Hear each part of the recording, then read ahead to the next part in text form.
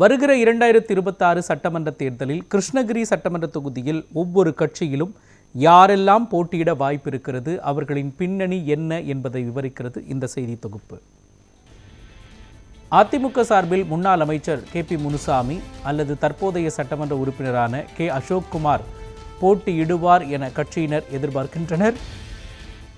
அம்மா பேரவை மாவட்ட தலைவர் KRC தங்கமுத்து போட்டியிடுவார் என ஒரு தரப்பினரும், மாநில மகளிரணி செயலாளராக உள்ள ஃபரிதா நவாப் போட்டியிடுவார் என மற்றொரு தரப்பினரும் கூறுகின்றனர்.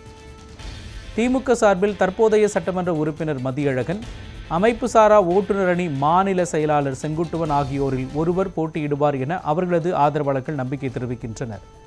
இதேபோல் வர்த்தக அணி மாநில துணை செயலாளர்களாக உள்ள அன்பரசன் அல்லது KVS ஸ்ரீனிவாசன் ஆகியோரில் ஒருவருக்கு வாய்ப்பு கிடைக்கும் என கட்சி வட்டாரத்தில் பேசப்படுகிறது.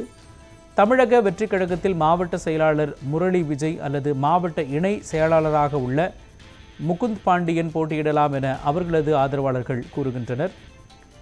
மத்திய மாவட்ட செயலாளர் சுரேஷ் அல்லது சில மாதங்களுக்கு முன்பு கட்சியில் இணைந்த சம்பங்கி போட்டியிட வாய்ப்பு இருப்பதாகவும் ஒரு தரப்பினர் கூறுகின்றனர்.